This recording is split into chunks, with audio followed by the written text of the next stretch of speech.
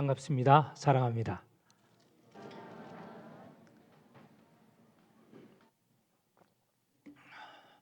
(1층에) 오신 분도 환영합니다. 네, SNS 참여하시는 분도 환영합니다.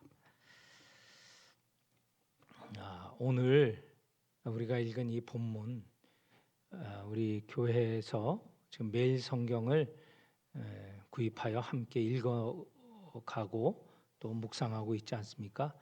거기 본문에 해당되는 내용입니다. 교회 소식 시간에 알려드리겠지만 다시 처음 광고를 합니다.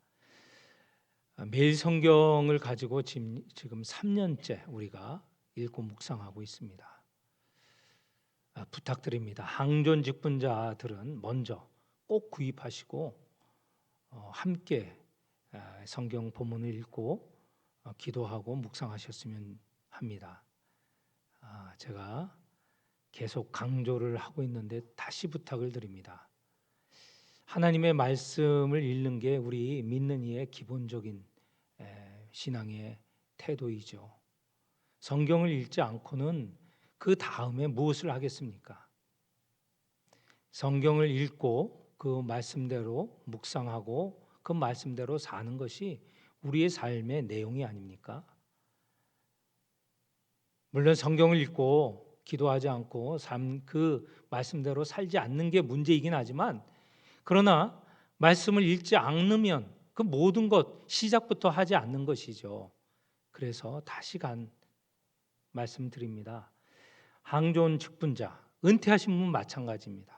꼭 구입을 하여서 지금 함께 주일마다 매일 아침에 같이 읽는 부분 같이 읽고 같이 묵상하고 같이 기도하고 하는 것들이 필요하다는 것이죠. 우리 교회가 함께 기도할 때 하나님께서 얼마나 기뻐하시고 우리의 기도를 받아주시겠습니까? 나가실 때 꼭 오늘은 구입하시기를 다시 부탁드립니다. 오늘 우리가 읽은 본문 상황이 어떻게 되었느냐? 다윗이 바울에게 쫓겨 다니고 있었습니다. 도피하고 있었죠. 때로는 이스라엘 안에서, 때로는 이스라엘 밖 이방 땅에서 도피하고 있었습니다. 그런데 오늘 우리가 읽은 이 본문 바로 앞에 29장에 보면 다윗이 이스라엘의 적인 블레셋 땅에 거주하고 있었다는 것입니다. 왜? 사울을 피해서 적지이지만 블레셋 땅에서 거주하고 있었습니다. 그런데 블레셋과 이스라엘이 싸움을 하게 되었습니다. 다윗의 입장이 난처해졌죠. 싸우려 하니 자기 동족과 싸워야 되고, 싸우지 않으려니 이 블레셋 왕의 의심을 얻게 되었습니다. 이러지도 못하고 저러지도 못하는 이 진퇴양난에 빠지게 되었죠. 그런데 하나님께서 다윗을 도우십니다. 어떻게 도웁냐? 다윗이 당장 이 블레셋 왕에게 싸움을 하러 나가겠다 얘기합니다. 그렇게 하지 않으면 의심을 받고 죽임을 당할 수도 있지 않습니까? 그러니 싸움에 나가겠다. 그런데 하나님의 도움이 어디에서 오냐? 이 블레셋 왕의 신하들, 방백들이라고 성경에 나와 있는데, 방백들이 다윗이 전쟁에 나가는 것을 반대했습니다. 안 됩니다. 다윗이 전쟁에 나가면 저 다윗은 이스라엘 사람이고 이스라엘의 편을 들어서 우리를 배신할까 합니다. 나가서는 안 됩니다. 블레셋 왕이 난처해졌어요. 블레셋의 왕은 다윗을 신뢰했거든요. 다윗이 자기와 함께 나가서 이스라엘과 싸울 줄 알고 그래서 전쟁에 같이 나가게 되었는데, 자기의 신하들, 방백들이 반대하는 거예요. 그래서 다윗을 불러다가 내가 너를 믿지만 전쟁터에 나가는 것을 나의 신하들이 반대하니 너는 싸움에 나가지 말라. 그래서 다윗은 전쟁에 나가게 되는 것 피할 수 있었고, 또 블레셋 왕의 신뢰를 얻는 것, 그거 불신으로 빠지지 않고 신뢰를 계속 얻을 수 있게 되었죠. 그래서 다윗은 전쟁에 나가지 않게 되었습니다. 이제 전쟁에 나가지 않게 되니 자기가 블레셋 땅에서 거주하는 시글락 성으로 돌아갔습니다. 근데 문제는 거기서 발생했습니다. 오늘 우리가 읽은 본문입니다.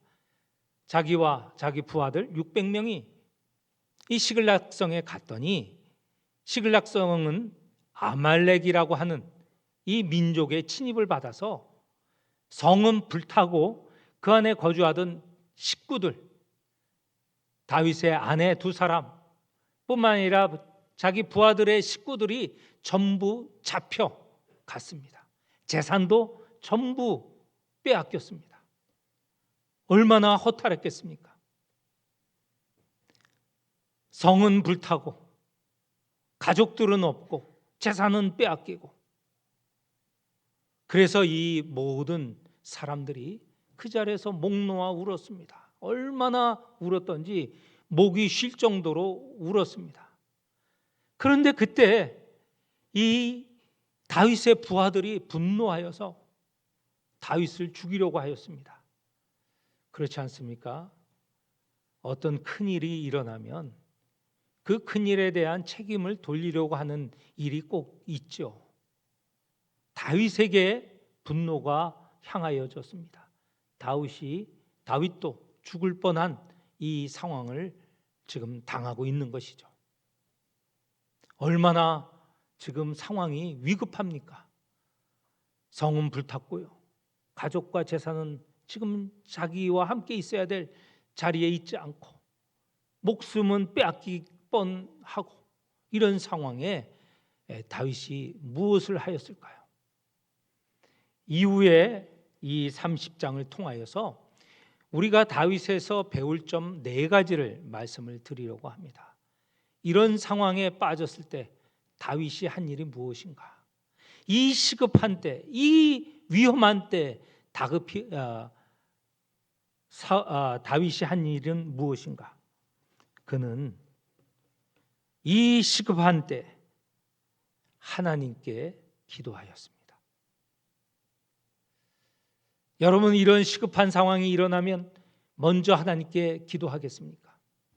사람들은 이런 상황 당하면 머리가 하얘져요. 요새 말로 멘붕이 오는 거죠. 멘탈이 붕괴되는 거죠. 정신이 붕괴가 되는 겁니다. 아무것도 못합니다. 그냥 우왕좌왕거리게 되죠. 정신을 차려서 하는 일이 있다면 그냥 달려나갑니다. 왜? 자기의 가족과 재산을 지금 탈취하여 간 이 아말렉을 뒤쫓아야죠. 무작정 따라 나서게 되는 것이죠. 본능적으로 행하는 것입니다. 이 시급한 일 당하면 대부분 사람이 그렇습니다. 우왕좌왕, 또는 차분하게 생각하지 않고 일이 일어난 그 상황에 그냥 본능적으로 대처해서 따라 나서는 것이죠. 그런데 다윗은 그렇게 하지 않았습니다. 먼저 하나님께 기도하였습니다. 6절, 백성들이 자녀들 때문에 마음이 슬퍼서 다윗을 돌로 치자 하니 다윗이 크게 다급하였으나 그의 하나님 여호와를 힘입고 용기를 얻었더라. 그리고 8절, 다윗이 여호와께 묻자와 이르되, 기도하였다는 것이죠. 시급한 일을 당할 때일수록 우리 먼저 기도하는 성도들이 되어야 합니다. 어려움이 있을 때 정신을 차리고, 그리고 본능적으로 행하지 말고 하나님께 여쭈어야 된다는 것이죠. 이게 시간이 걸릴 것 같죠? 이것이 지체하는 것 같죠? 아닙니다. 하나님께 기도하고 하나님의 인도를 받으면 그것이 가장 빠른 일이고 가장 효율적인 일이 된다는 것입니다. 기억하십시오. 먼저 하나님께 기도하자.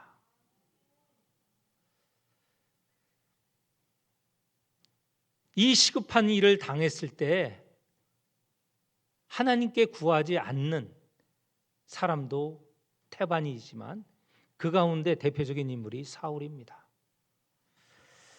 사울이 블레셋의 침입을 당하였을 때의 일입니다.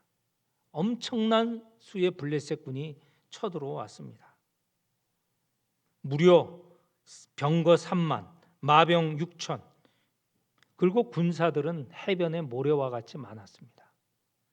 거기에 대항하는 이스라엘 군 불과 3천 명에 불과합니다. 이 싸움이 되지 않죠.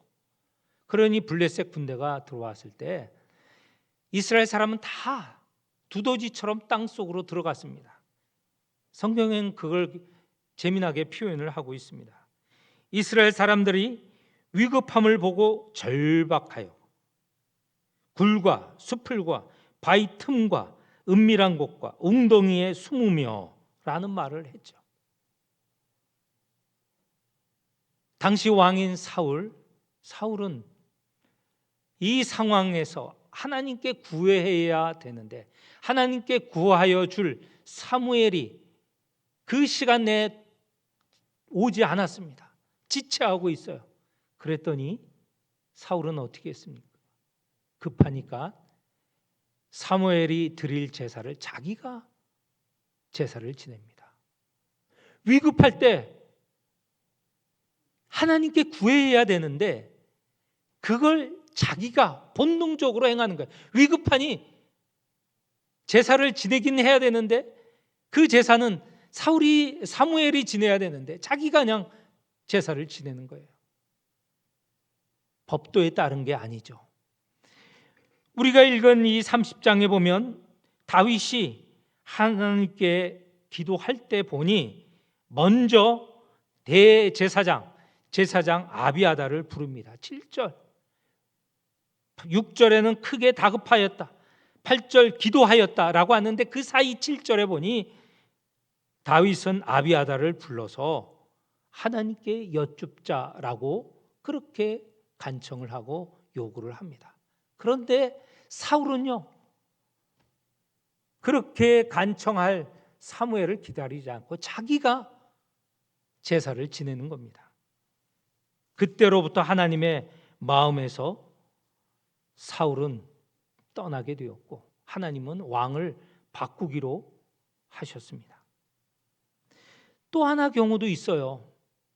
지금 다윗은 아비아달을 기다리고 그가 올 때 함께 하나님께 기도하지 않았습니까?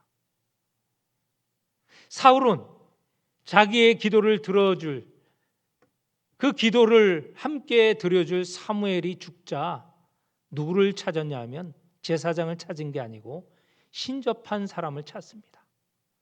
신접한 사람을 불러서 그에게 하나님의 뜻을 묻는 거예요. 신접한 자는 그 무리에게서, 이스라엘 회중에서 있게 하지 말라라고 하는 게 하나님의 명령인데 하나님의 명령을 거역하고 신접한 자를 찾습니다. 시급해지니, 위급해지니 사울이 행한 태도는 전혀 하나님의 말씀과 하나님의 율례와 벗어나는 일을 저지른 것이죠. 우리에게 큰 교훈이 됩니다. 위급할 때일수록 절차를 밟아서, 다시 말해서 하나님의 말씀을 읽고 기도하는 것이죠. 아비아달이 한 일, 사무엘이 하는 일은 하나님의 말씀을 전하는 것 아닙니까? 위급한 때일수록 하나님의 말씀은 무엇인지 성경을 읽고 기도할 때 하나님께서 가장 지혜로운 길을 열어주실 것입니다. 두 번째입니다. 두 번째, 이제 첫 번째 하나님께 기도하니 하나님께서 응답하여 주셨죠. 아말렉을 뒤쫓으라. 그 응답을 받고 이제 뒤쫓습니다. 그런데 한참을 가니 부솔 시내라는 시내가 있었습니다. 거기에 이르니 지금 뒤쫓는 600명의 군사 가운데 200명은 지쳤어요. 더 이상 갈 수가 없어요. 그랬을 때 다윗은 200명 그들은 이 부솔 시내에서 쉬어라. 그리고 뒤쫓을 수 있는 400명을 이끌고 뒤쫓아갑니다. 다윗은요, 강요하지 않았어요. 지금 자신의 부하의 상황을 잘 살펴본 거예요. 200명은 데리고 가봐야 오히려 짐만 되는 것이죠. 그러니 쉬게 하고 뒤쫓을 수 있는 400명으로 지금 떠나게 되었습니다. 그런데 정말 모든 사람이 이렇게 현명할까요? 그렇지 않습니다. 다윗과 비교가 되는 사울이 블레셋과의 전쟁에서 승기를 잡았습니다. 블레셋군은 도망가고 있어요. 이 사울군은 뒤쫓고 있어요. 그런데 그때 사울이 군사들에게 이렇게 말했습니다. 저녁까지 누구도 먹지 말고 마시지 말라. 그런 사람이 있으면 하나님의 저주를 받을 것이다. 이 승기를 잡기 위해서, 단번에 승리하기 위해서 무리한 주문을 한 것이죠. 그런데 그 이야기를 듣지 않는 자기 아들 왕자인 요나단, 그는 아버지의 말을 듣지 않았으니 어떻게 했어요? 꿀을 찍어 먹고 힘을 냈습니다. 그런데 그게 잘못한 일이죠. 심지어는 사울이 내 명을 어긴 자는 내 아들 요나단일지라도 죽이겠다고 하였습니다. 그런데 딱 요나단이 걸린 거예요. 얼마나 불합리한 요구를 하여서 자기 아들도 죽게 만드는 그런 위험에 빠지게 한 것이 바로 사울입니다. 이스라엘 백성 블레셋을 쫓다가 이제 저녁이 되니까 지쳤습니다. 지쳤을 때 이들은 자기들이 잡은 이 동물들을 잡아서 이 먹는 게 시급하니까, 배고프니까 핏째 그 고기를 먹었습니다. 하나님께서 피를 먹지 말라. 피는 동물을 잡으면 다 피는 땅에 쏟으라. 이렇게 말씀하시지 않았어요. 사울의 무리한 명령은 이 이스라엘 군사들이 율법을 범하게 하는 그런 일에 유도를 했던 것이죠. 두 사람의 너무 차이가 납니다. 다윗은 자기의 부하들, 자기와 함께한 자들의 상황을 잘 알고 그 상황에서 가장 현명한 길을 택하였는데 그거에 반하여서 사울은 그렇지 못하였다는 것이죠. 이제 이렇게 400명과 200명이 분리가 되어서 다윗은 400명을 데리고 아말렉을 쫓습니다. 얼마나 지금 다급합니까?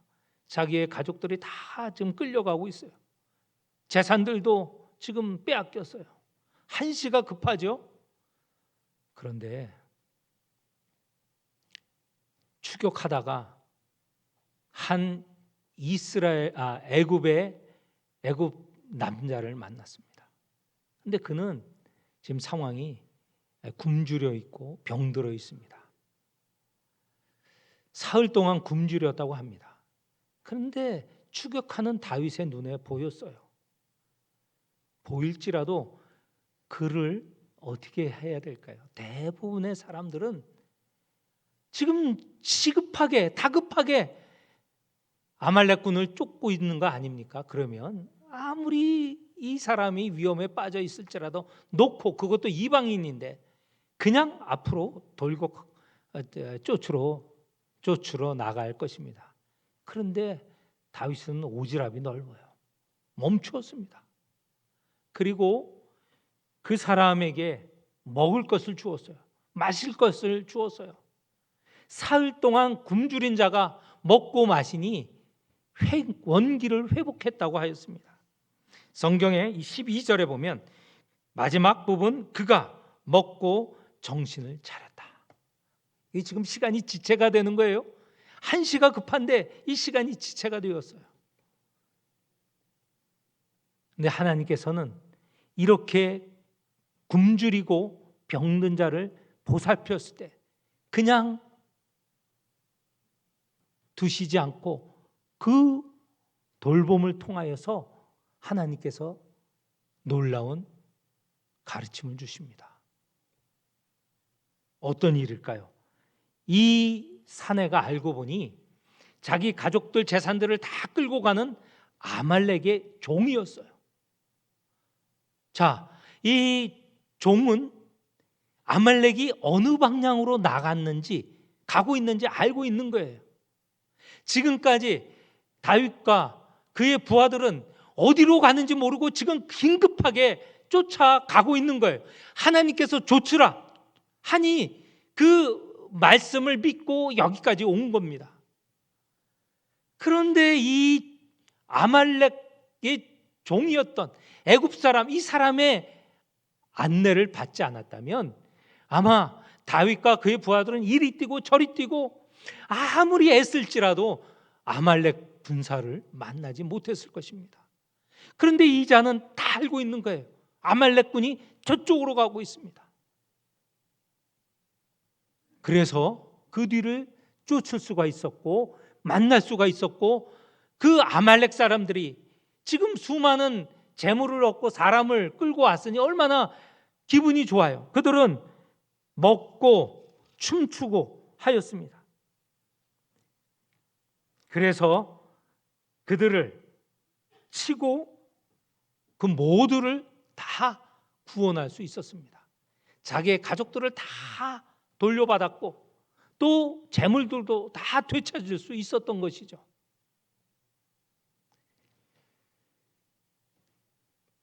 병들고 약한 사람, 그에게 시간을 주고 그에게 먹을 것을 주는 것, 사람들은 무의미하다고 해요. 불필요한 일을 한다고 해요. 왜 쓸데없는 일을 하느냐라고 할 수 있습니다. 약한 사람 도와서 무슨 이득이 있느냐 이렇게 말을 합니다. 그러나 오늘 이 다윗과 그의 사람들, 이 애굽 사람을 돌봄으로 인하여서 어디로 가야 될지 하나님의 인도를 받은 겁니다. 성경에는 이런 내용, 이런 사건들이 곳곳에 기록이 되어 있어요. 히브리서에 보면 13장에 나그네를 돌보다 하나님의 천사를 만난 사람이 허다하다고 하였습니다. 우리 주님께서는 마태복음 25장에서 가르쳐 주셨어요. 너희가 굶주린 사람, 목마른 사람, 병든 사람, 헐벗은 사람, 나그네 된 사람, 갇힌 사람을 돌볼 때 그것이 바로 나에게 한 일이다.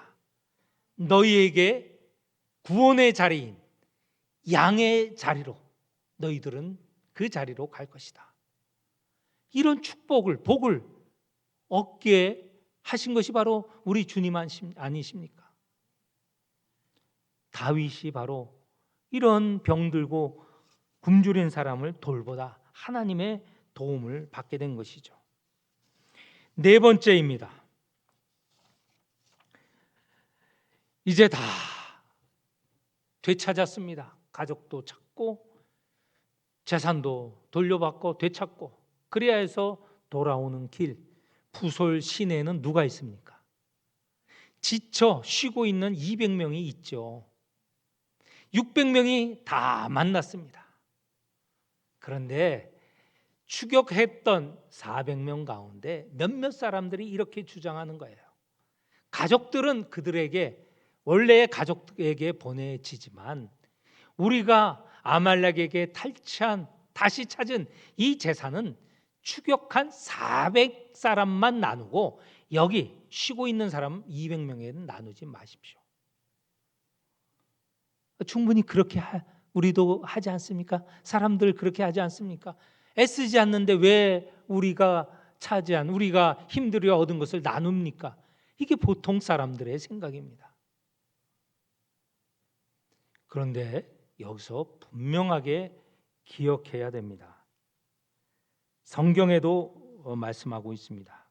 우리가 읽은 본문 뒷부분에 23절, 24절에 이렇게 나와 있습니다. 제가 읽겠습니다.